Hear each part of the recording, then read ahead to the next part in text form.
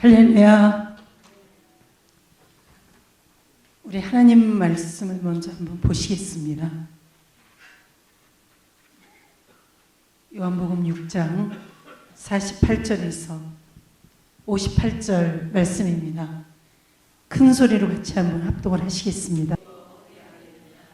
예수께서 이르시되 내가 진실로 진실로 인자의 살을 먹지 아니하고 인자의 피를 마시지 아니하면 너희 속에 생명이 없느니라.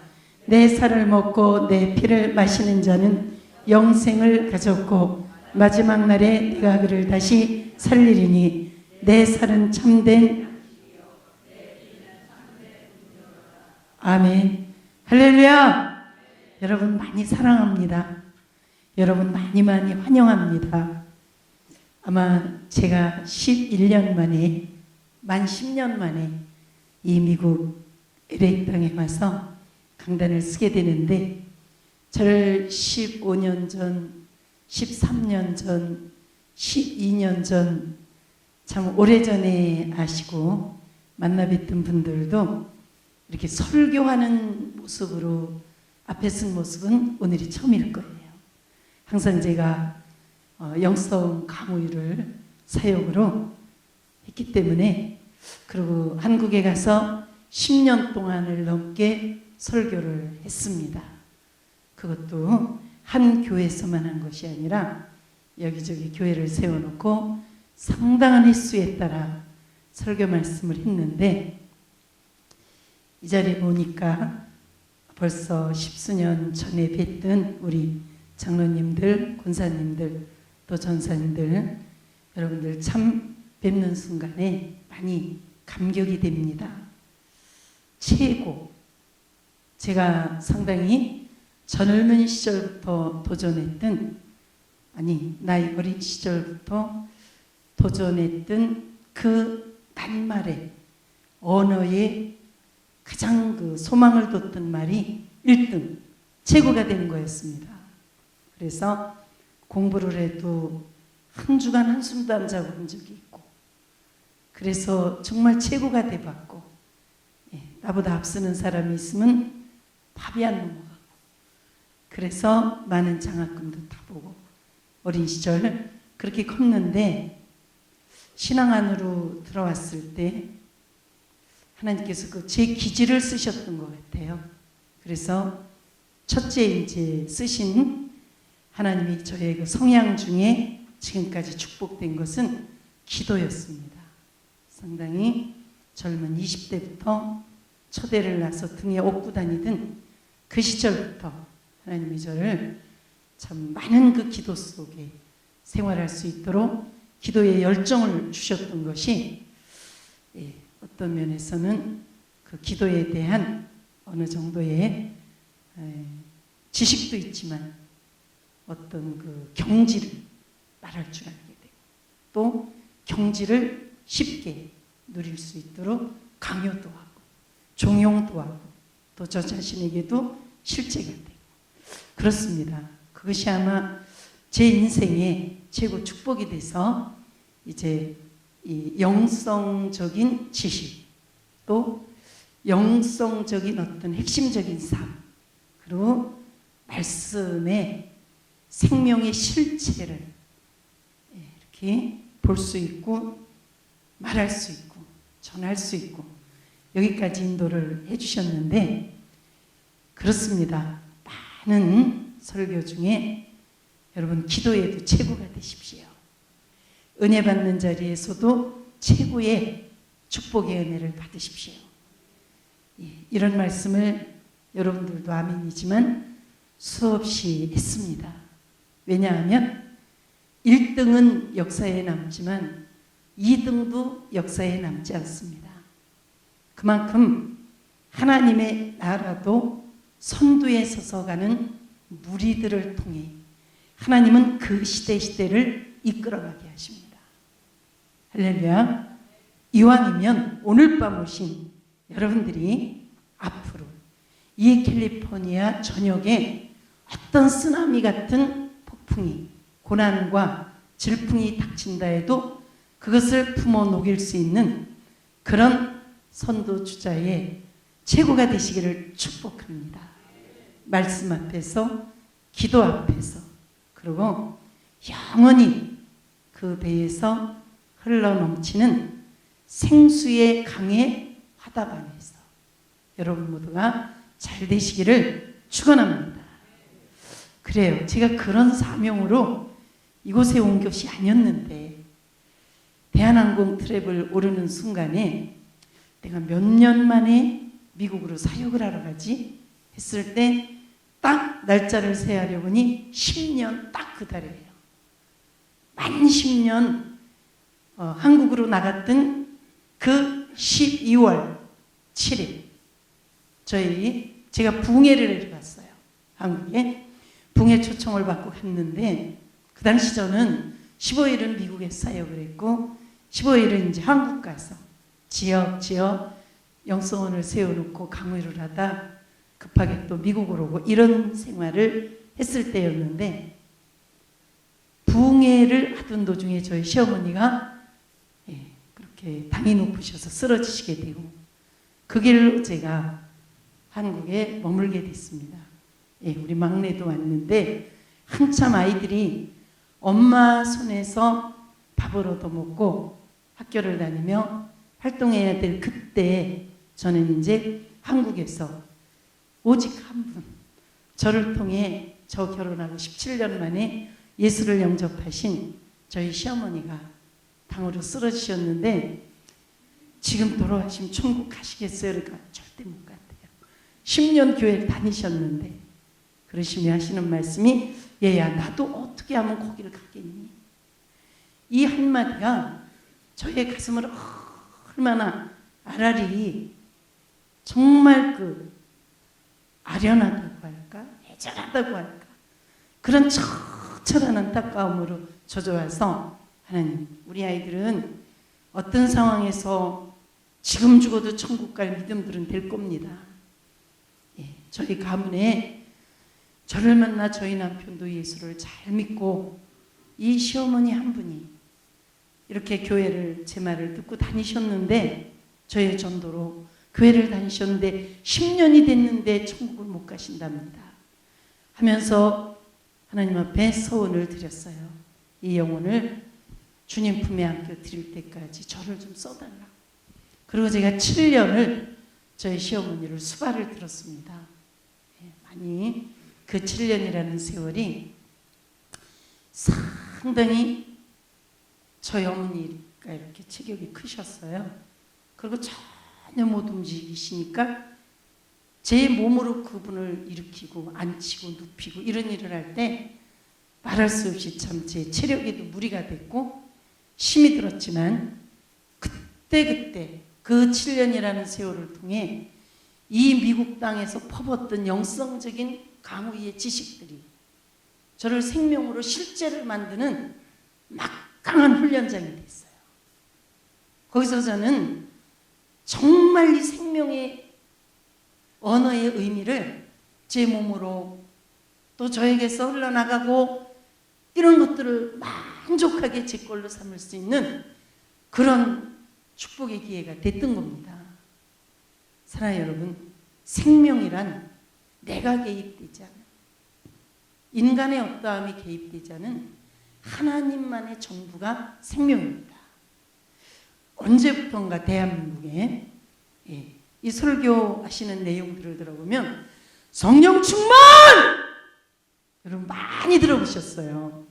그래서 은사적으로 암도 고치고 이런 많은 우리 할렐루야 기도원을 비롯해서 현신의 권사님을 통해 아주 정말 기라성 같은 한국의 부흥사들을 통해 이 성령 충만의 의미가 얼마나 많이 선포되든 그 말이 어느 때부턴가는 이제 생명으로 바뀌기 시작을 했어요.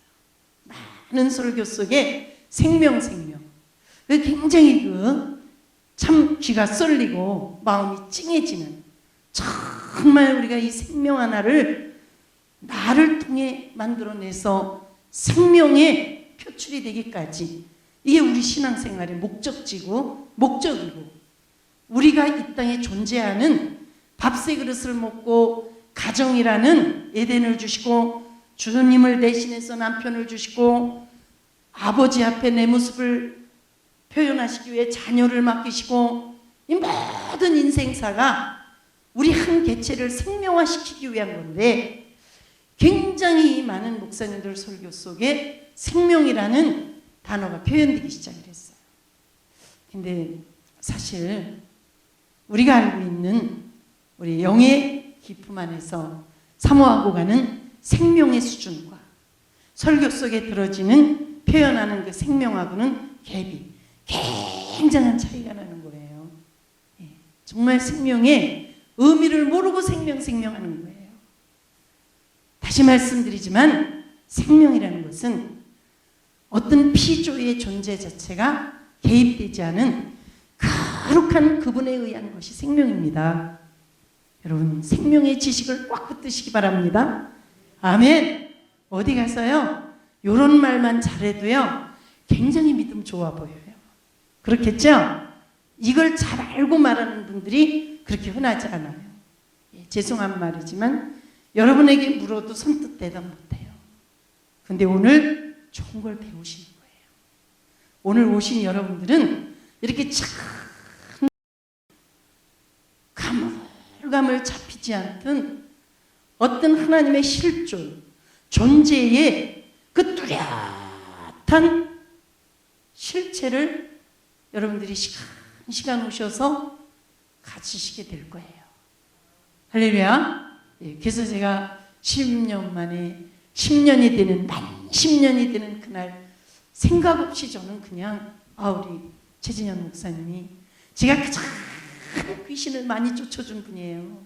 최진현 목사님은요 일 나갔다도 힘들면 저 있는데 찾아오셔서 그렇게 많이 귀신을 쫓아드리고 또 그에 못지않게 기도도 열정으로 하셨던 분이에요.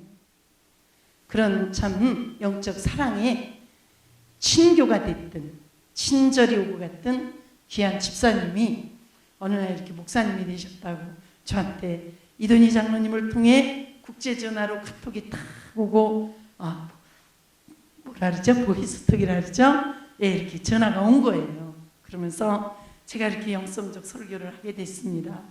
저의 카톡을 통해 유튜브를 통해서 설교 좀 들어보세요 했는데 많이 감동을 받고 자주 들으며 저도 많이 은혜를 받고 그렇게 귀한 영의 사랑이 이렇게 교류되는 중에 얼핏 들은 소식이 이렇게 성도들이 잘 모이시다가 교세가 어려움을 당하셨다는 이런 말씀을 들을 때 제가 상당히 그 마음에 무거움이 오더라고요. 목사라는 이 목회의 사역은 항상 그렇게 높낮이가 있습니다. 들어오는 성도가 있는가 하면 또 어느 틈에 나는 더 잘 될 거예요. 여기보다 더 좋은 데 가서요. 목사님보다 더 좋은 사람 만나서요. 잘 될 거예요. 이렇게 등 돌리는 성도들도 있는 것이 사역의 현장입니다. 참 그런 말을 들을 때 누나 같은 마음에서 사실 그분이 연령으로 오빠예요. 근데 왠지 제가 누나 같은 마음이 돼갖고 어린 동생을 사랑하는 그런 마음이 돼서 이럴 때 저분에게 할 수 있는 일이 한 번 정도 같이 모여서 이렇게 싸운 영적인 교통을 하며 또 성도들과 은혜를 나누는 것이다. 붕해라는 이런 어떤 제목보다도 그런 마음을 먹고 있었어요. 이제 목사님께서 붕해 하시는데 하자고. 이제 저는 붕해를 해서 이렇게 성도들을 모시고 이런 마음보다도 뭔가 제게 주신 은혜, 제가 10여 년 동안 처절하게 때로는 혼자 걸었던 그 고뇌에 이 영성을 부여잡고 이 실제가 되고 싶어서 몸부림쳤던 이런 세계에서 되지는 않았지만 성취 못했지만 과정 속에서도 나를 기억해 주신 그 은총의 하나님을 서로 나누다 보면 목사님도 위로가 되시고 그리고 또 저는 이제 설교한 지가 10년이 넘잖아요. 목사님 이제 5년 됐대잖아요. 그럼 제가 훨씬 누나잖아요. 이런 입장에서 한번 대화를 하고 싶다. 그래서 제가 왔는데 그런 마음으로 제가 비행기를 타게 됐습니다. 근데 그 비행기 트랩을 오를 때 나는 정말 10년이면 강산이 변했는데 내가 다시 미국 땅을 간다. 언젠가 나는 미국을 다시 가. 우리 자녀들의 장래의 사역을 위해서도 나는 미국 땅에 교회를 세워. 그리고 수백 명, 천여 명 가깝게 영성의 물을 먹고도 영성의 귀가 열려있고 맛을 보고도 실제가 뭔지 생명이 뭔지 근접도 못한 저 많은 영혼들을 내가 찾아서 그건 내 책임인데 제가 여기 처음 영성원을 세운 주범이거든요. 그리고 이렇게 전부 다 영성교회들이 문을 닫았잖아요. 거기에 대한 그 정말 속죄의 마음으로 언젠간 내가 또 실제를 이루어서 미국 땅에 그런 교회를 세워서 영원히 이 땅에 신부감들을 만드는 일에 한번 내 인생 마지막 노년을 희생해야 돼. 아니 섬김으로 봉사를 해야 된다. 이런 마음이 늘 한국에 있을 때 있었는데 이번 이제 대한항공을 올라타면서 그런 마음이 왔어요. 그런 마음이 어쩌면 당겨야 될지도 몰라. 어쩌면 정말 어차피 다 영혼들은 목말라 있다. 중요한 것은 하나님과의 접촉이고 주님의 종말의 재림도 중요하지만 현존의 임재 속에 저들이 행복해야 될 이 많은 성도들이 한국 땅이나 미국 땅이나 더군다나 이민 생활에 힘겹게 살아온 이 교포 세계에 이런 진리의 자유가 있다면 얼마나 좋겠냐. 이런 마음이 제 마음에 이렇게 효리를 치면서 가야지. 절대 나는 미국을 간다. 오면서 하는 제 결심이었어요. 지금 가고 있잖아. 가지요. 가서 10년 동안 제가 변한 게 있다면은 조금 체격도 그때보다 5kg가 불었고 여기 있을 때보다 그리고 또 주름도 좀 팔자주름도 커지고 이렇게 이런 모습이지만 그러나 이 이전에 10년 동안 정말 그 사모했던 주님 그리고 정말 그 사모함 속에서도 제때제때 실제를 못 이뤘던 그 육적인 율법에 갇힌 내 신앙 이런 거라도 내가 가서 자백하고 도설하고 회개하면 이렇게 살고 있는 저들은 그 생활에서 돌이킬 기회가 되지 않겠냐. 할렐루야. 조금 이런 그 하나님이 주는 그런 회개하는 마음으로 제가 이곳을 왔습니다. 사랑하는 여러분, 오늘 우리는 귀한 말씀입니다. 이제 여러분들이 정말 제가 회개하는 그 마음을 받으시며 여러분들이야 다 좋은 은혜 속에 믿음 생활들 잘하셨지만 저 같은 경우는 목사지만 이 땅에 목사 하나 태어나는 것이 우리 주님에겐 그지없는 기쁨이에요. 여러분들이 아무리 훌륭한 성도일지라도 주님은 여러분의 두 손을 꼭 잡고 가시는 분이지만 내가 비록 아무리 천박하고 부족한 목사일지라도 그 거룩한 이름을 부어 네가 나의 대사가 되고 책임자가 되고 나의 선지자가 되고 나의 예언자가 되고 나를 대신하는 왕이 되고 왕권의 이름으로 예수라는 그 왕권의 이름으로 기름을 부어 세운 목사라는 이 직임은 상당히 위대한 겁니다, 여러분. 저희가 그 값을 못할지라도 하나님 앞에 목사님들은 그 귀하기 때문에 손을 잡은 성도의 수준과 손을 잡고 일생을 인도하는 하나님의 그 신보다 그 품에 꼭 안고 가는 애지중지 여기는 그 목양의 목사의 위치가 여러분 다른 거예요. 저 영혼의 세계에 가도 목사님들이 쓰는 반열이 있고요. 성도들이 쓰는 반열이 있듯이 말입니다. 이렇게 이 귀한 목사의 책임을 갖고 제가 비록 많이 부족할지라도 그러나 제가 전하는 이 메시지 속에는 실제로 그냥 제가 설교하는 것이 아니고 저거야. 하나님 아버지 저거예요. 저것만 되면 저는 되거든요. 정말 많은 눈물 속에 많은 목매임 속에 정말 때로는 성도들 앞에 얼굴을 철판 네네 내 신방 갑시다. 아 그래 예 제가 안수해드릴게 하면서도 가슴 안에서는 다 울먹였던 저 요한복음 6장 오늘 본문의 말씀, 우린 이것만 되면 되는 거예요. 그래서 왜 그랬을까? 제가 왜 그렇게 사모하고 하나님 저것만 되면 된다니까요. 저 말씀 정말 이 말씀만 지게 되면 된다니까요. 하고 목이 메어서 달려왔던 이 10년 넘는 이 시간들, 이 말씀의 그럼 실체는 뭐냐? 바로 나는 생명의 떡이로다. 이 말씀은 바로 만나라는 거예요. 만나. 가시같이 과자같이 바스럭대는 광야 40년 길 이스라엘 백성들이 먹었던 그 만나. 그 만나. 그것이 예수님 시대에는 믿음의 만나가 됐습니다. 그것이 오늘 성령 시대를 사는 우리들에게는 생명의 실체가 되는 거예요. 이게 만나 사건입니다. 먹지 않아도 배고프지 않아요. 생리적인 생식 기능이 무시돼요. 죽음이 초월돼요. 어느 때 움직여도 그곳에 부활의 역사가 일어나요. 이것이 만납니다. 이것이 만나의 의미입니다. 사랑하는 여러분, 이런 성도로 여러분들이 하나님 품으로 안겨가기를 원치 않으시겠어요? 우린 이게 우리의 소원이 돼야 되는 겁니다. 이것이. 그런데 하나님은 저 모르는 길도 자꾸 가면은 알게 돼요. 그러듯이 자꾸 듣고, 야, 정말 내 신앙의 목적지는 무엇이다? 내 신앙의 목표는 무엇이다?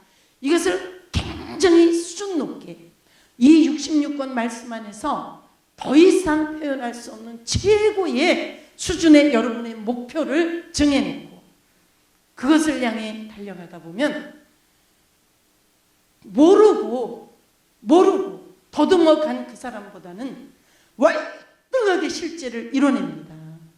월등한 수준을 갈 수 있습니다.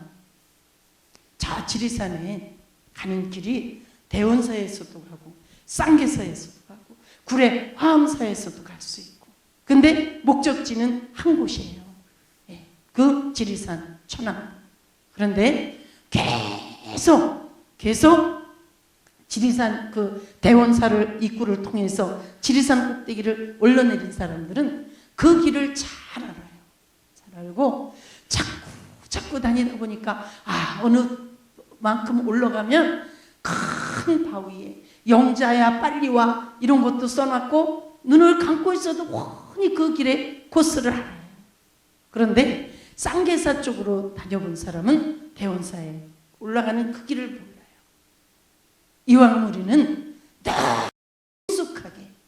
능숙하게 우리 삶에서 이 만나 나 자신이 영원히 목마르지 아니하고 영원히 죽지 아니하고 영원히 그분의 거룩한 아내의 자리, 신부의 자리, 거룩한 하나님과 똑같은 실체의 그 형상으로 거듭나는 재창조되는 이런 은혜가 여러분과 저의 삶에 이 순간 밥을 먹고 이 순간 이 자리에 앉았고 이 순간 말씀을 듣고 이 순간 말씀을 전할지라도 우리들의 목표가 그 실체를 갖고 있다면, 실체를 향해 있다면 하나님께서 얼마나 기뻐하시겠습니까?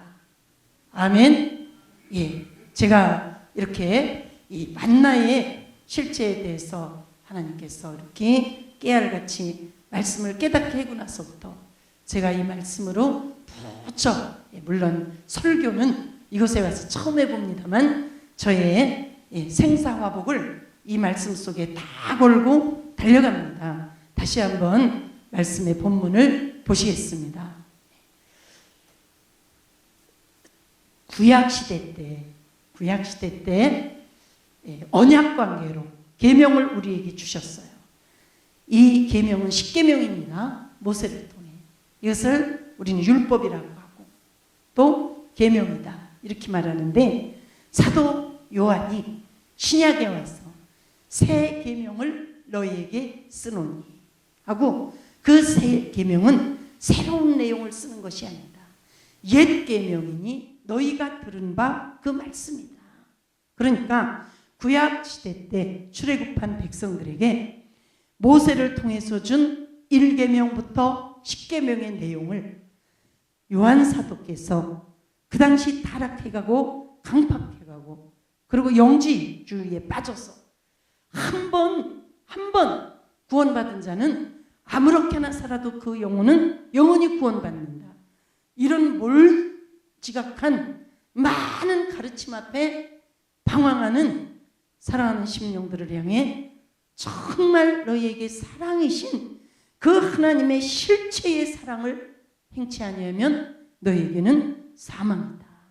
너희들은 구원이 없다. 아주 단호하게 요한일서 2장, 3장, 4장을 통해 확고한 이런 십계명의 궁극적인 성취의 현장을 말해주고 있습니다. 그런데 구약의 이 십계명은 모든 백성들이 몸으로 지켰어요. 몸으로. 그 당시는 성부 하나님의 주관이셨어요. 성부 하나님만의 주관이셨기 때문에 성령님의 역사도 없었습니다. 성자 예수의 역사는 더 없었죠. 그래도 성령님의 역사는 외향적으로 때로는 필요했어요. 하나님의 대의를 이 땅에 이루시는 과정에서는 외적으로 성령이 임하셔서 그 일을 이루시고는 다시 걷어가셨어요. 그런 시대였습니다. 그것이 구약 시대입니다. 그것이 모세 십계명을 지키던 이스라엘 백성들의 신앙생활이었습니다. 그래서 그들은 마음이 어떻든 간에 몸으로만 계명을 지키면 구원을 주셨습니다. 몸으로.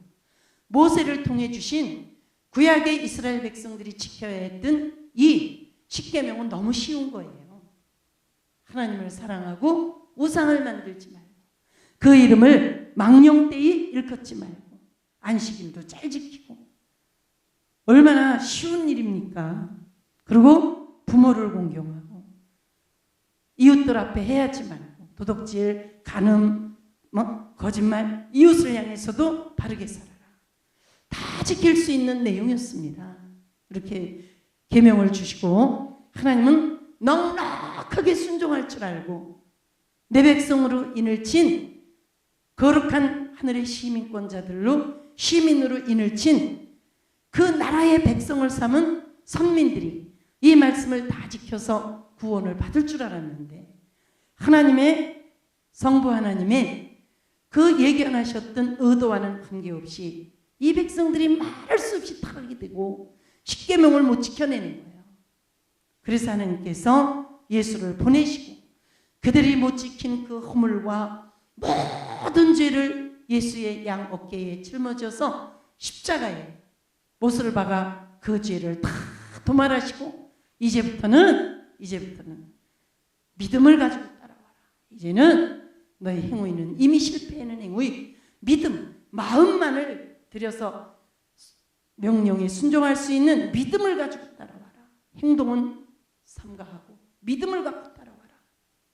그랬을 때 믿음을 드린 예수님에 대한 믿음을 드린 12제자가 오늘 우리 이방 백성들까지 구원사를 이루는 하나님의 주님의 주권적인 성취를 이루신 것입니다.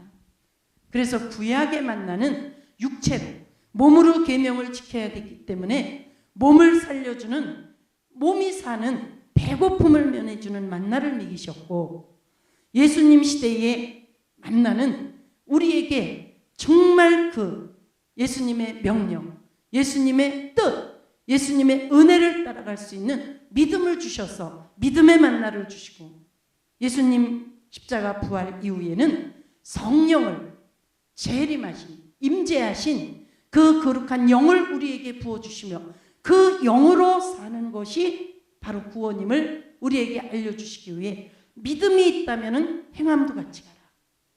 믿음과 행함이 같이 가야 되는 이 시대의 구원사를 만나의 실제로 우리에게 베풀어 주신 거예요. 할렐루야.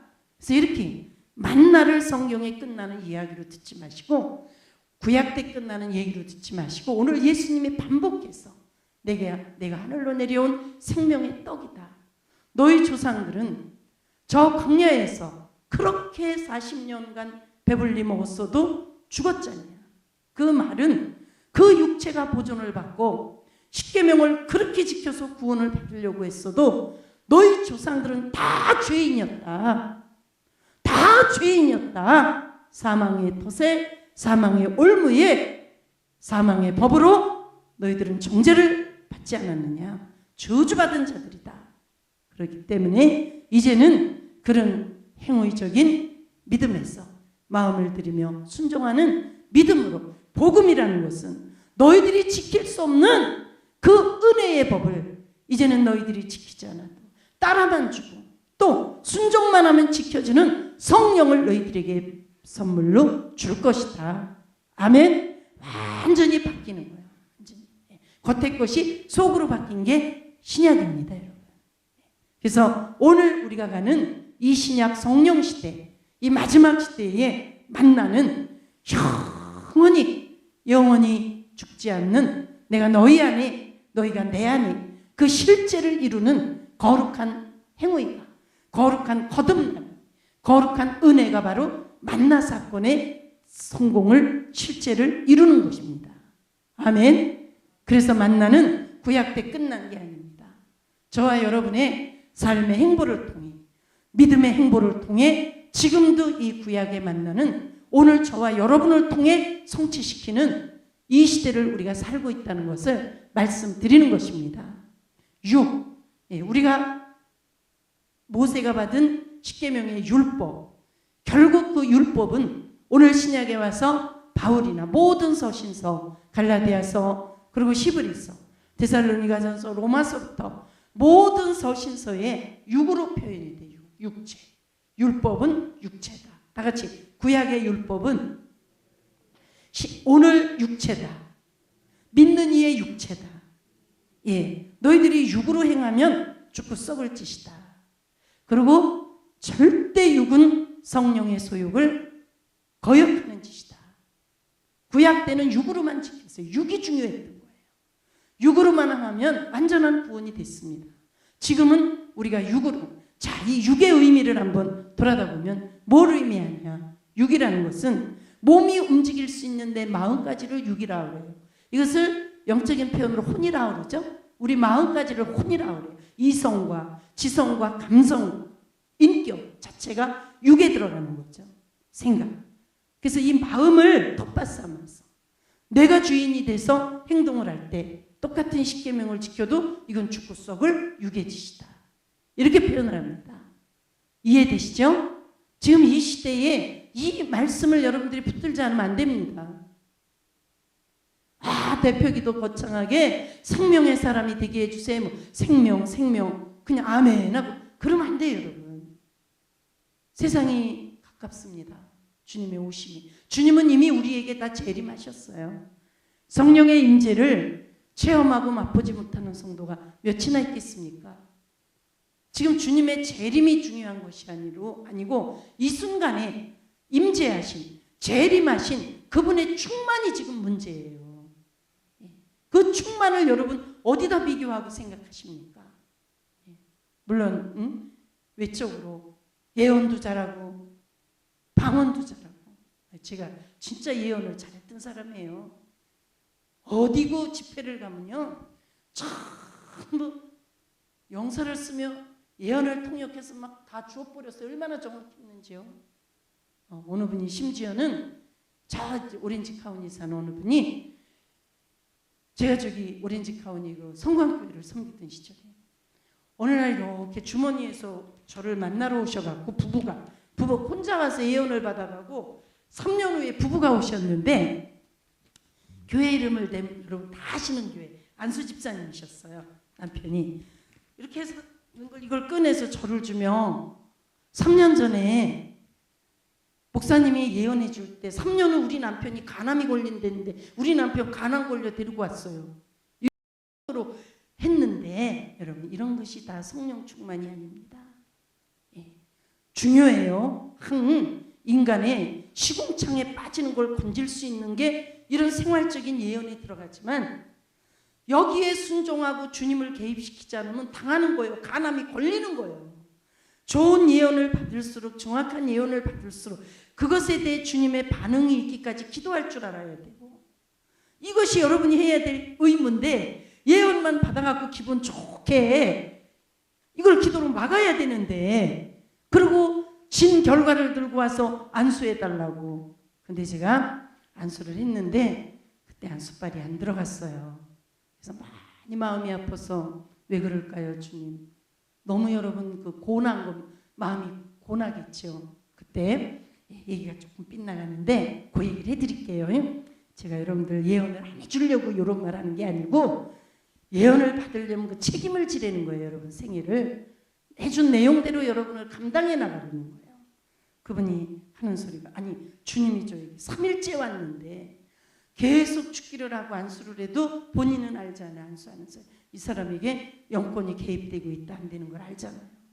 많이 힘겹게 안 됐을 때 주님 앞에 제가 저만큼 앉혀놓고 앉아 기도를 하는데 매국노 역적이다. 사랑하는 여러분, 매국노 역적하면 이완용 씨 대한민국을 우리 고종황제 옥새를 훔쳐서 일본과 합병을 할 때 갖다 찍어서 우리 한국을 조선을 일본에다 팔아먹은 매국노 역적 이완용 생각나시죠? 모르시면 안 돼요. 교과서에 다 배웠고 애국자이신 여러분들은 다 아셔야 돼요. 이완용 하면 고종황제 옥새를 훔쳐서 일본에다가 합병을 도장 찍어준 그런 안 좋은 사람입니다. 그것을 생각했어요. 저 사람이 매국노 역적이다. 딱 그랬을 때 그걸 생각하고 가만히 앉았는데 가서 얘기해 주래요. 그래서 무릎을 맞대고 나라를 위해서 무슨 일을 하셨습니까? 얘기를 하시는 거예요. 어느 대통령 내무부 장관이 대통령이 친서를 들고 와서 북한 땅 김정일이에게 이걸 보내달라는데 세계 컴퓨터 박사를 학위를 따서 어릴 때 유학을 가서 컴퓨터 박사를 학위를 따서 세계적으로 아주 어디 가도 지성에 들어가는 그런 기술자예요. 컴퓨터 굉장히 기술자예요. 그런데 북한에 이제 그 컴퓨터 기술을 보급할 마음으로 몇 번 초청을 받아 갔다 왔는데 어느 날 그 장관 친구가 딱 들고 와서 김정일에게 대통령 친서를 전해줘라. 그래서 보니까 자신들이 나중에 보니까 개성공단을 건축해서 많은 자금을 그리 보내줄게. 자꾸 핵무기 들고 떠들지 마라. 지금 미국이 곤두서 있다. 그러니까 이런 것이 도청되면 안 되기 때문에 이렇게 내가 인편으로 보내니까 당분간 좀 잠잠해라. 핵에 대해서 미국이 수그러들 동안 좀 잠잠해라.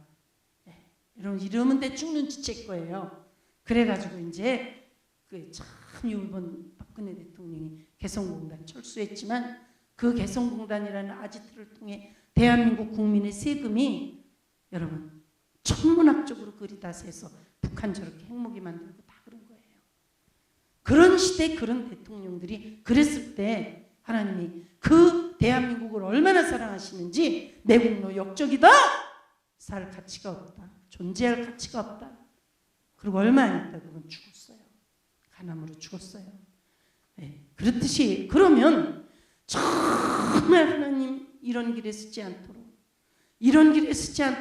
가정을 지켜주시고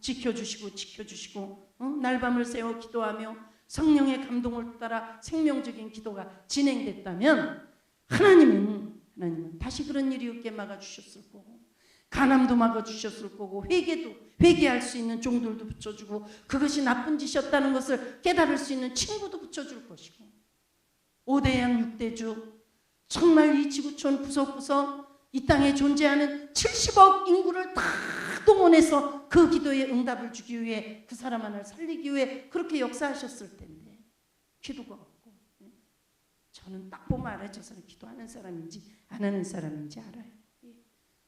그래서 제가 그대로 얘기를 하고 그런 일이 있었습니다. 이렇게 정말 어떤 그 생명의 실제라는 거 은사 수준이 아닙니다. 그런 것에 사로잡혀서 기고 날고 굉장히 막 괜찮게 이렇게 정말 뻐기고 그런 뻐겼다기보다도 마땅한 사역으로만 알았던 저도 정말 어려움 속에서 하나님의 생명의 실체가 저를 통해 이렇게 빚어지는 제대로 된 건 아니지만 조금 맛보면서 되는 과정이 한국 땅에서 7, 8년 계속됐어요. 그러고 났을 때 제가 상당히 잠잠해지기 시작했고 잠잠해지기 시작했고, 그리고 사모하는 그 수준이 달라진 거예요. 어쨌든 제가 손을 얹으면 죽은 자도 살게. 그러니까 또 죽은 자도 살았어요. 죽어서 고등학교 선생님인데 시체실로 들어가는데 기적같이, 그때 저희는 대전에서 막 기도 집회를 예배당 가득히 목사님들하고 다 한 7, 80명 모아놓고 기도 집회를 인도하는 중인데, 제가 거의 저희 사택에 올라갈 시간이 없는 사람인데 올라가서 막 나오는데 전화벨이 울려서 받을까 말까 하다가 혹시 하고 받은 것이, 지금 어느 권사님이 우리 남편 죽었는데요, 지금요 영안실로 들어가요. 목사님 나 어떻게 해요? 그 순간에 그 남편 앞에 심장이, 시골 가면 지게 있어요. 지게 뻗쳐놓는 작대기가 있어요. 우리는 어린 시절에 시골 섞었기 때문에 그런 걸 알지요. 우리도 지게도 져봤고, 그 작대기 같은 형상으로 이 죽음의 영이 이 심장 입구를 꽉 박아놓은 거예요. 빨리 그 시신 남편 귀에다 전화기 대보세요. 그리고 제가 그 죽음의 영을 막 꾸짖었어요. 이 대전이고 광주, 전라도 광주에 있는 고등학교 선생님인데 막 꾸짖었을 때 그 어둠이 이 작대기를 쑥 빼가 벌렁 자빠지는 순간 살을 겁니다. 살았을 거예요. 그 순간에 살았어요. 입에서 개거품이 쏟아져 나와요. 숨을 막 쉬어요. 의사들이 막 달려와요. 심전도부에서 달려와요.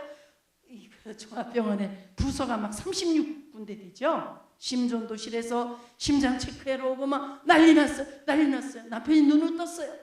그런 분들이 제법 돼요. 하나님, 내 손을 얹을 때 죽은 자를 살려주세요 하고 매달렸더니, 근데 생명의 실제를 알고 나니까 그런 게 너무 초라한 거예요.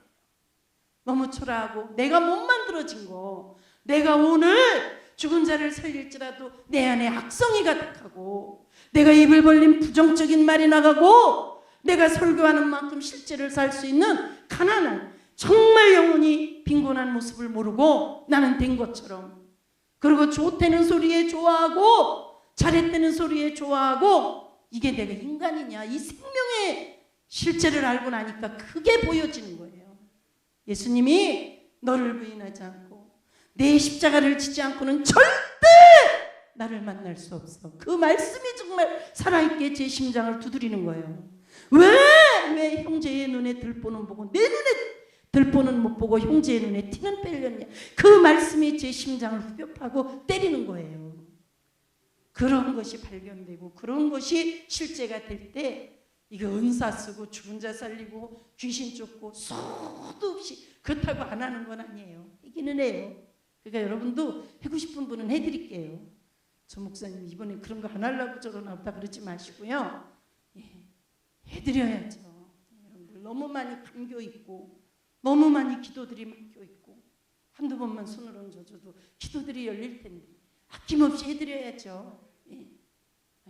또 한두 분은 영안도 열어서 정말 여러분 실존의 예수님을 만나야 되고, 그런 일도 해야죠. 그렇지만 발뺌하는 게 아니고, 거기에 어떤 사역의 목적이 되지 않고, 거기에 어떤 내 믿음의 실제가 되는 게 아니고, 정말 그때부터 들보가 보이고, 그때부터 정말 모진 고난, 말할 수 없는 어떤 경지의 것들이 와도, 하나님 해도 너무하시지만, 그렇지만 내가 받는 은혜는 지금 내 눈에 들보 빼는 거니까, 비록 내가 지금 속상해 원망을 할지라도 하나님 날 용서하시고, 얼마나 내 눈에 들보가 크면 이런 일이 왔는지, 이런 세월이 저에게 10년을 휘감고 간 시절이었습니다.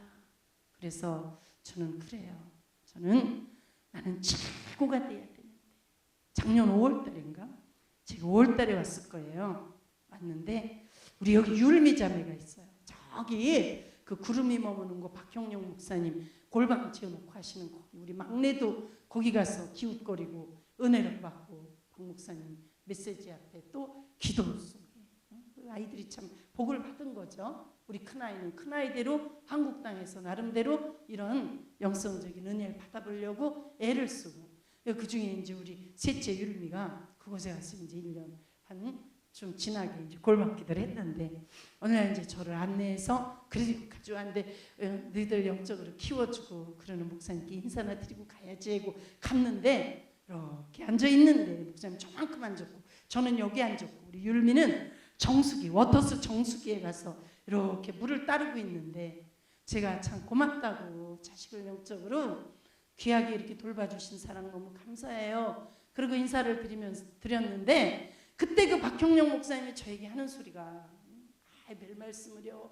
아이가 지혜롭고 똑똑하고 얼마든지 총명해서 앞으로 맡겨놓은 사역도 잘할 거고 참 귀한 내 제자입니다. 그리고 얼마나 귀한 정말 예수님의 신부감으로 그러니까 이제 제가 그때 뭘 충격을 받았냐. 아니 저까짓게 우리는 몇 살 30대 초반부터 귀신을 쫓고 막 그렇게 기도하고 정말 날밤새서 기도하고 지리산 꼭대기까지 뛰어다니면서 능력받을 거라고 애쓰고 영성이라면 귀 기울이려고 정말 동서남북 아닌 데 없이 쫓아다니며 그렇게 하고 정말 새벽 6시 전에 안성휴게소 부산서 안성톨게이트를 통과해서 서울 시내 25집 물건 배달을 하며 돈을 거머잡아도 그 돈으로 빌딩을 사도 종로 이가에 3개는 샀을 텐데 전부 저 필리핀 오지에다 교회 짓고 신학교 짓고 대학교 짓고 이 짓 한다고 이렇게 사는 내가 신부가 돼야지. 아무 공력도 없이 학교나 다니고 엄마가 주는 돈 갖고 용돈 쓰고 물론 알바도 열심히 했지만 그렇게 사는 저 아이들이 신부가 되면 쓰나. 맞지요 여러분? 이론적으로 맞습니다. 현실적으로 맞다고요.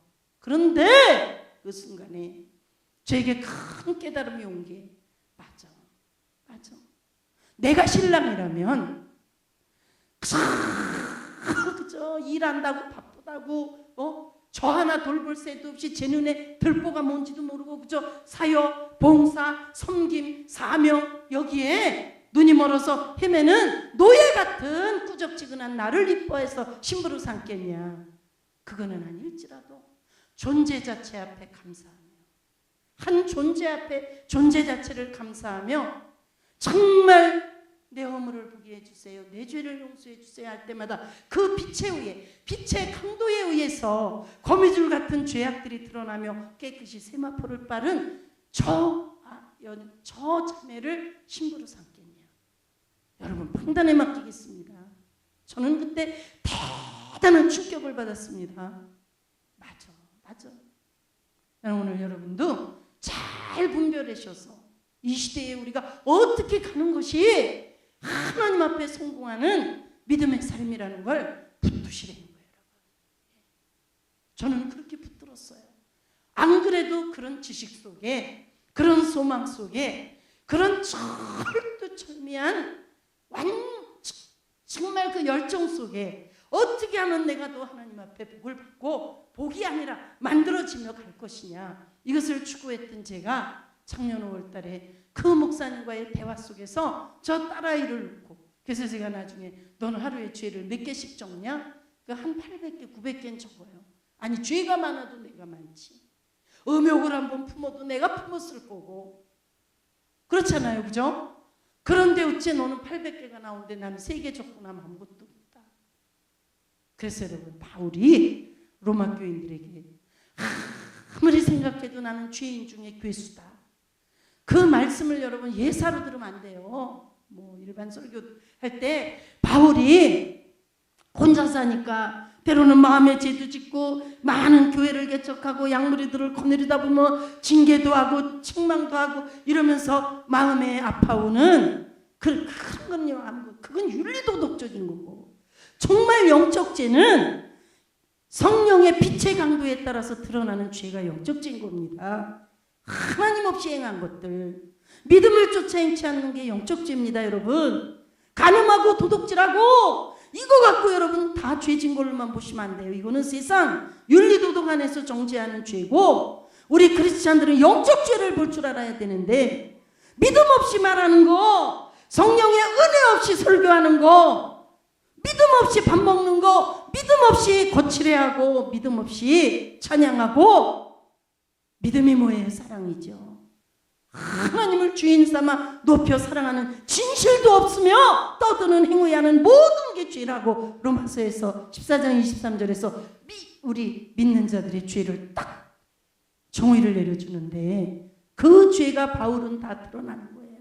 그것도 작은 60쪽짜리 불빛에서는 안 보이던 죄들이 63빌딩을 다 비칠 수 있는 그런 샹들레 밑에서는 머리카락 끊어진 것까지 다 보이듯이 그 빛을 계속 받으니까 하루에 300개, 500개, 600개, 800개 죄가 드러나면 세마포가 빨아지는 거죠. 그런 자가 예수님 신부입니까?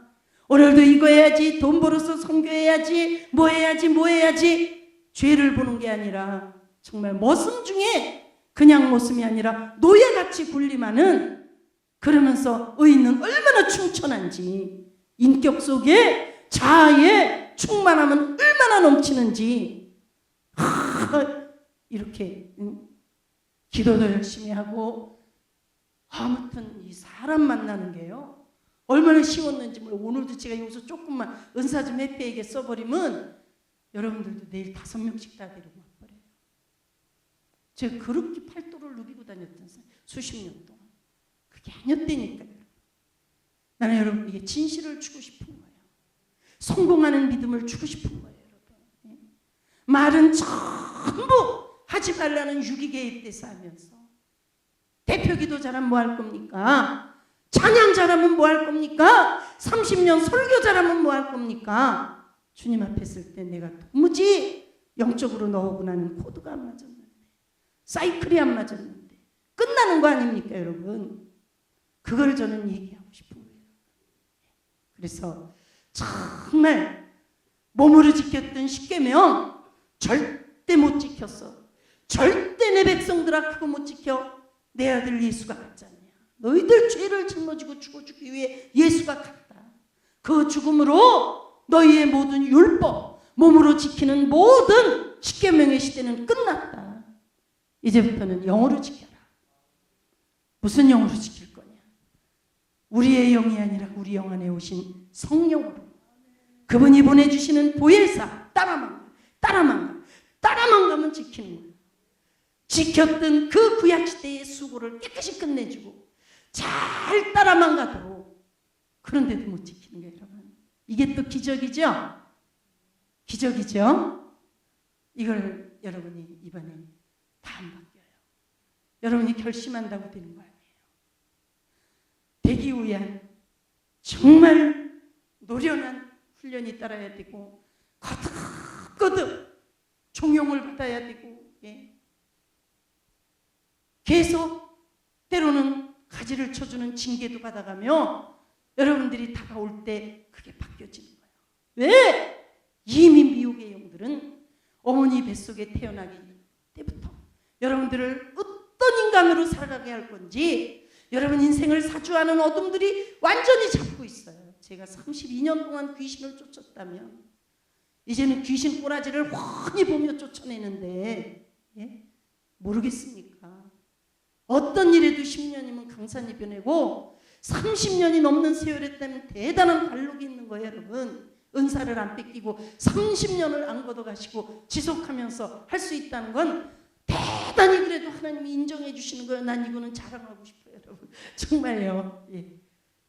다 말로가 비참하잖아요. 대한민국 특히 여자 목사님들, 이 여기는 어떤지 모르지만 은사라도 쓰니까 여자가 목사가 되는 거예요. 여러분, 남편 속옷 빨아입히고 자녀 키우고 가정살림 살며 다 해줘도 제대로 못하는 남자 목사님들이 얼마나 많은데, 오히려 반대로 다 섬겨가면서 여목의 길을 간다는 것은 특별한 성령 체험이 없이는 갈 수 없는 길인데, 쓰이고 난 결과는 암이야. 99%가 하고 싶은 거예요. 저는 이런 대한민국 700~800명 영목들, 제가 이제 조금만 더 이제 하나님이 저의 생명의 실제를 정말 만들어줘서 이렇게 여러분에게 흘려줄 수 있는 수준이 되면 다 얘기해요. 저희 교회 전사님들하고 저희 교회로 기도회로 오고 영성하러 오는 여자 목사님들 붙들고, 내가 잊어버리지 않게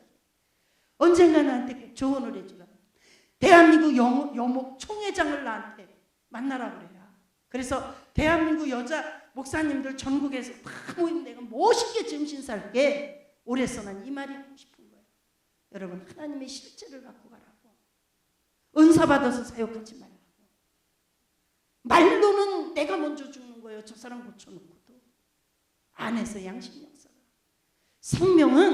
생명의 실제가 되는 것은 내가 거룩해지고자 할 때 내 안에서 자아가 파쇄되고 나를 엄마 뱃속부터 잡아 내 인생을 극도로 말년에 마지막에 비참하게 만들고자 하는 그 어둠의 사주로부터 내가 벗어나는 영권이 쌓여질 때 우리 안에 생명이 이루어지는 거예요.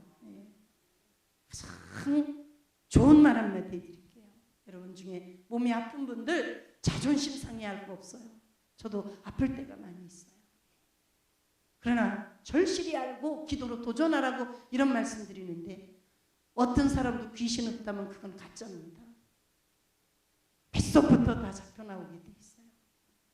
그리고 그 사주 아래 여러분들 인생이 그리 끌려가는 거예요. 그걸 건지는 게 우리 복음이라는 거예요. 그냥 건져지는 게 아니에요. 믿는 만큼 구원이 이루어지도록 기도할 때 여러분이 그걸 이기며 상급으로 가는 거예요.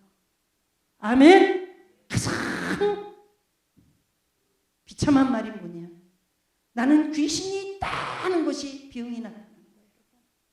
병이 오기 전에 많은 불평, 많은 악한 생각, 많은 악한 말, 많은 악한 환경, 많은 가난, 많은 실패, 수없이 수없이 거듭하게 해서 그 죄의 대가로 마지막 내가 귀신이야 하고 너를 속이고 있지까지 너를 복음과 반대로 살게 한 귀신이 하고 나타나는 게 귀신이 그 질병인 겁니다. 관계없습니다. 주님의 권능은 그거 아무것도 아니게 다 해결해 주시는 분입니다. 그런데 이제 다시 우리가 본문으로 갑니다. 그래서 정말 이제 예수님이 말씀하시잖아요. 너희 조상들이 광야에서 먹고 죽은 저 만나처럼 내가 주는 이 만나 영원한 생명의 떡은 이 떡을 먹는 자마다 영원히 산다. 영원히. 그 떡이 뭐냐? 우리 에덴 동산에 창세기 에덴 동산에 뭐라고 말씀하셨냐? 아담을 잠들게 하고 여호와 하나님이 깊이 잠든 아담의 갈비뼈 옆구리에서 갈비뼈를 쑥 뽑아서 하와를 창조하시고 그 하와가 오늘 여러분이에요. 그 옆구리가 아담의 옆구리가 예수님이 착 맞을 옆구리. 예수님이 착 맞고 찔려서 물과 피를 쏟아서 구원할 오늘 성도들을 에덴 동산에서 그렇게 비유법으로 기록하신 거예요. 하와의 창조. 아멘. 이 말씀이 바로 물이 말씀이라면 이 진리가 오늘 예수님께서 우리에게 주시는 영원히 죽지 않는 생명의 떡이 되는 거예요. 여러분 창세기 38장 다말 사건이 나와요. 뭐라 합니까? 유다가 다말에게 나와 네가 동침을 하자. 약조를 주십시오. 뭘 주면 되겠냐? 내가 가진 게 없는데 지금 뭘 주면 되겠냐? 도장하고요. 그 끈, 우리 끈하고요. 그 지팡이. 이것이 바로 예수님이 창기 중에 창기 같은 우리들을 구원할 것을 이것이 만나 생명의 떡을 우리에게 줘서 구원할 것을 상징적으로 이렇게 미리 창세기 38장에서 다말과 유다 사건으로 표현해 주신 거예요. 이것이 예수님께서 오셔서 뭐라고 말씀하시냐? 내가 길이요 진리요 생명이라. 나로 말미암은 자는 영혼의 세계에 올 자가 없다. 아버지께 올 자가 없다. 이것이 바로 오늘 생명되는 만나 사건입니다. 여러분. 한 말씀이 하나님의 말씀은 한 말씀이 창세기부터 계시록까지 다 뚫으며 뚫고 나가는 거예요. 예수 하나가 전체를 뚫어주듯이 진리의 말씀 한 자욱이 쫙 뚫어주는 거예요. 예수의 피 권세 하나가 계시록까지 다 뚫어주는 거예요. 그래서 여러분 이 만나는 그래서 영원히 사는 제가 참 감명 깊은 영성서적을 읽은 적이 있어요. 막 눈물 속에 이럴 수가 있나. 예, 그거는 무슨 어떤 굉장히 뭐 이런 영성에 대해서 뭐 신비하고 이런 게 아니었고 예수의 테레사 아시죠? 모르시죠? 괜찮아요. 대답. 저는 아니까 얘기합니다. 예, 아빌라의 예수 테레사가 굉장한 성녀였습니다. 그 여인은 실제로 죽었지만 몸이 썩지 않았습니다. 그 시신에서는 꽃이 폈습니다. 거룩한 시신에서 거룩한 하늘에 향취가 났습니다. 수십 년, 수백 년 후에 그 무덤을 봤는데도 똑같은 모습이었습니다. 그리고 그가 평소에 얘기했듯이 나는 예수님의 신부로 인을 맞았어. 도장! 다말이 유다에게 준 인! 도장! 그 도장을 내게 맞았어. 도장! 근데 그 도장을 내 심장에 하늘에서 예수님의 지시로 쏜 천사의 화살로 내가 심장에 도장을 맞았어. 근데 후일에 그 황제 과연 그 여인이 성녀였다면 거짓말을 한 것이 아니다. 한번 무덤을 봐봐. 시신이 있다면 확인을 해봐. 했을 때 그 시신은 박하향을 발휘하고 그 모든 모습 속에서는 천국의 꽃이 피어있고 그리고 썩은 것이 아니라 얼마나 거대하게 아름다운지. 그래서 수의를 벗기고 그 여인의 심장을 보니까 거기에 천사가 박은 화살 자국이 그대로 바울이 내 몸에 예수의 흔적이 있다는 그 흔적이 그대로 있었던 거예요. 그래서 여러분 속지 말라고 이 말씀을 드립니다. 다 같이 신부는 이 땅에서 되는 거다. 예, 저는 여러 사람들을 만나요. 뭐 골방 기도도 오래 하신 분들도 있고 또 저기 그 대전 그 충남 영동 지역에 가면 상당히 또 그런 쪽으로 이렇게 영성 쪽으로 이렇게 하시는 그런 수도사 이런 분들도 제가 카톨릭은 아닌데도 그런 쪽으로 제가 가서 기구 가보고 만나고 그래요. 근데 제가 알고 있는 지식만큼은 아니더라고요. 우리는 지금 신부 되려고 여러분 들림 받는 주제에 신부 자격이 없는 거예요. 적어도 여러분이 신부가 되려면 순교를 하셔야 돼요. 신부가 되려면은 적어도 이 시간 이 땅에 살았을 때 그분의 도장을 받아야 되는 거예요.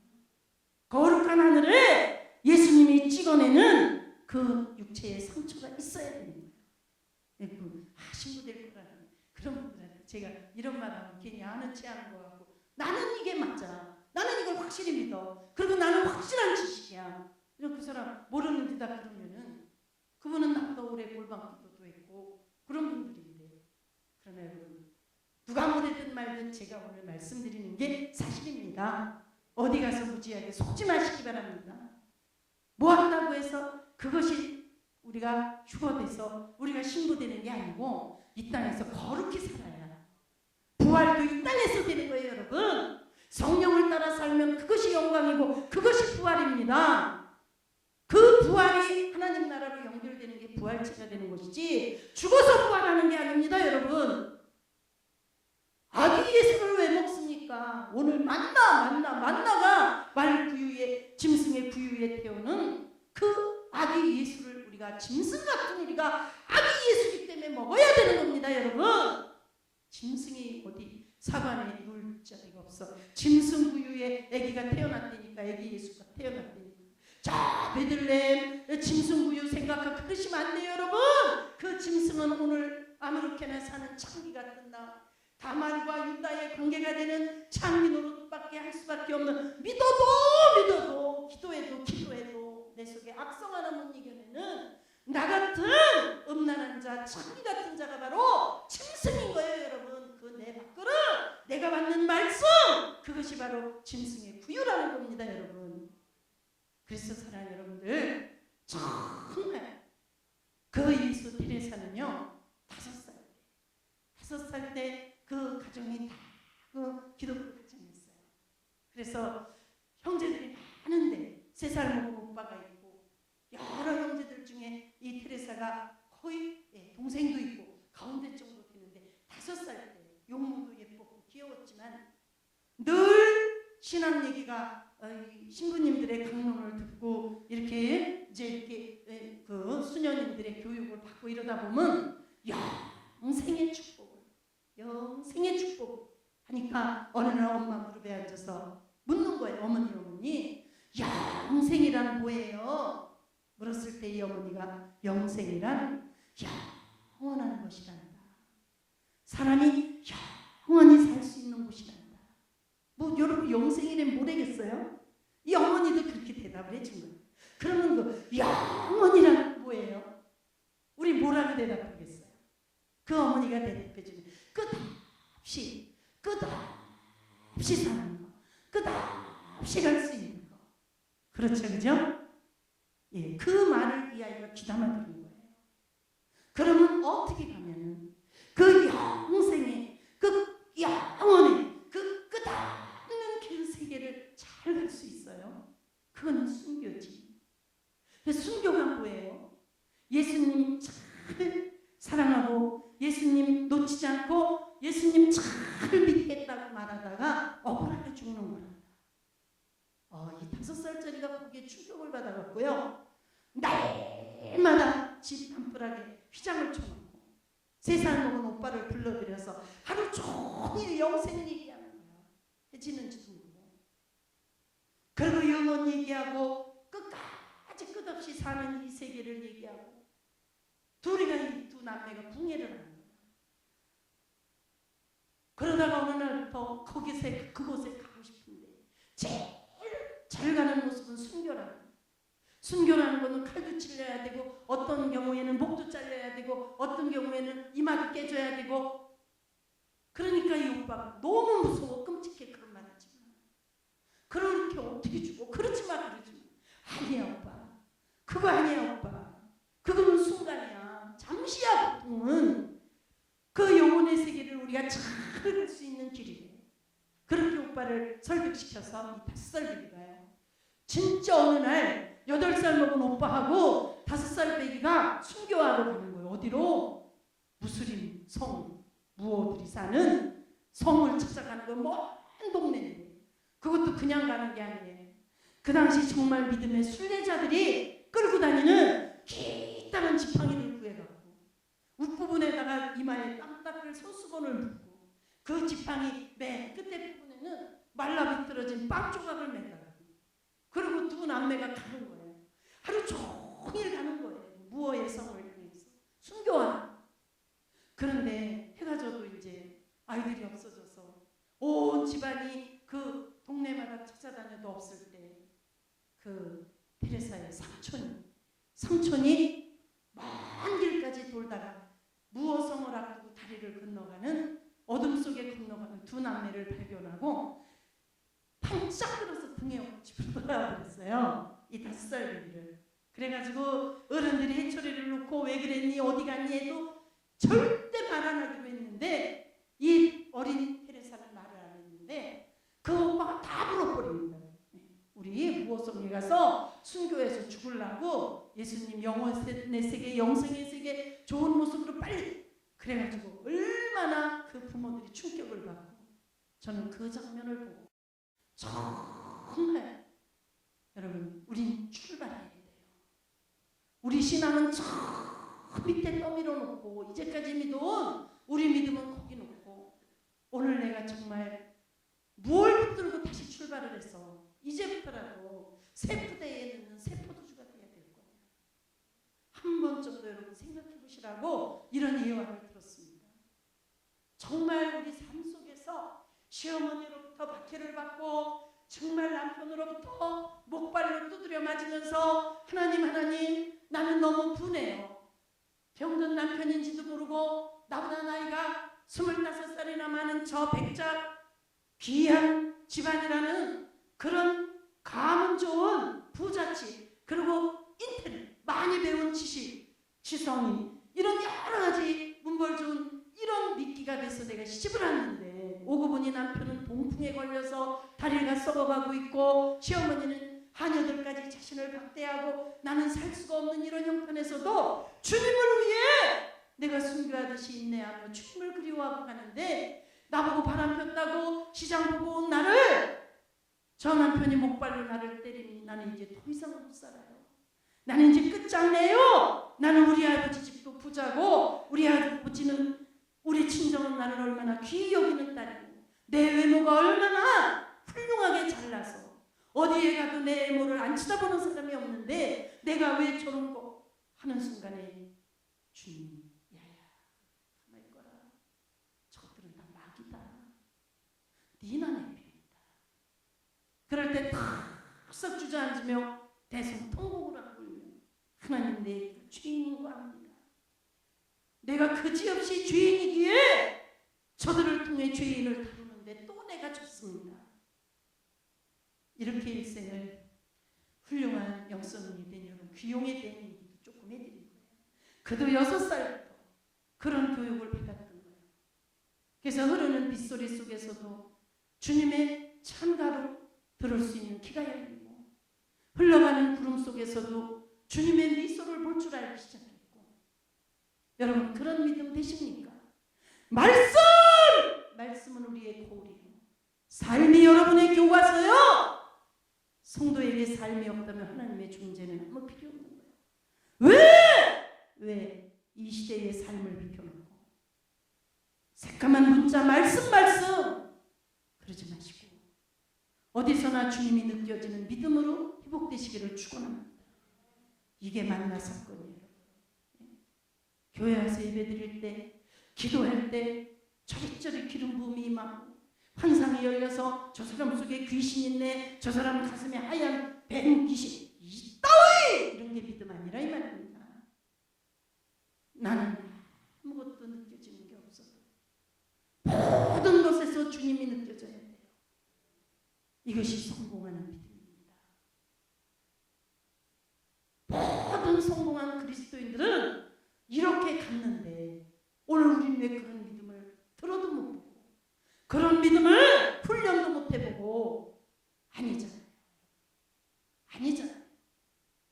만나 영원히 주죠. 오줌이 안 머려, 안 먹어도 배가 안 고파요. 그런 사람이 되셔야 돼요. 그것은 내가 산 떡이야. 내가 생명의 떡이라.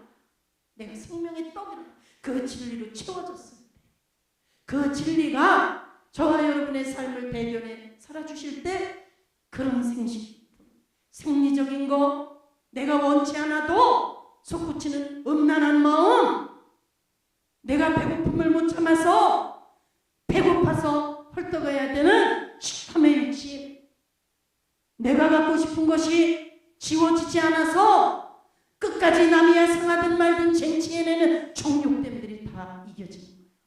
다 나와 상관없이 무시되는 거예요. 세상을 끊어? 왜 세상을 끊어요? 세상 없이 어디가 만들어질 거야? 우리가 어디 수녀입니까? 우리가 어디 사막의 교부들입니까?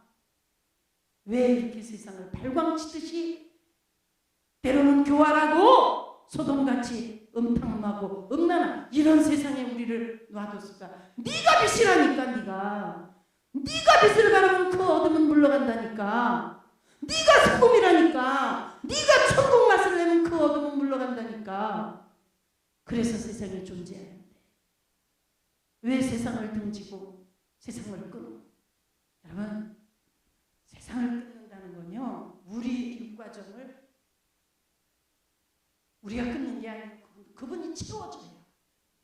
그분이 나타나기 위해 그런 것이 말살돼버리는 겁니다. 그게 세상을 끊는 거지. 산속에 들어가서 올방한다고 그것만이 세상을 그걸 만들기 위해서 훈련하는 거죠. 결국은 세상에 나와서 자신이 테스트되면 이김을 가지며 성급을 쌓는 그런 과정을 가는 거예요. 그래서 여러분은 이 삶의 현장, 하루하루의 모든 순간순간, 여러분이 움직이는 모든 자치자치가 하나님의 저울주 앞에, 하나님의 나라 비디오에, 하나님의 밝혀주는 말씀의 거울 앞에 계속 비침을 받으며 간다는 걸 명심하시기를 축복합니다. 그것만 알고 우리는 언행에서도 삼가할 수 있고 영분별이 되는 거예요. 영분별이 되는 거예요. 내가 지금 귀신의 사주를 하고 미혹 속에 끌려 선한 짓을 하느냐, 하나님의 거룩한 은혜에 붙들리기 위해 절제하는 인내하며 여기까지 아무렇지마도 내뱉지 않고는 견딜 수 없는 이런 악성의 것들, 도끼들, 분노의 것들 악착같이 이기며 주님을 부릅니다. 그렇습니다. 그 귀여움뿐 아니라 또 제가 굉장히 사랑하는 카타리나, 시에나의 카타리나라는 영성이 있어요. 33살에 세상을 떠났지만 얼마나 위대했는지 중세에 전 세계 십자가 군병 그 하나님의 계시로 이 작은 아이가 20대의 아이가 세웠어요. 모든 교황들이 그 어린아이 20대 앞에와 무릎을 꿇고 하늘의 계시를 받기 시작해요. 이런 사람들의 생애를 봐도 5살 때 벌써 하나님의 의미를 대만물 속에 이 소우주 속에서 다 발견하며 어디를 봐도 하나님의 환영을, 기운을 느끼며 그렇게 살아갔습니다. 그런 자리까지 저와 여러분이 만들어가는 것이 만나의 사건이라는 걸 오늘 저는 생생하게 말씀을 드립니다. 할렐루야. 실제 정말 우리 믿음의 실제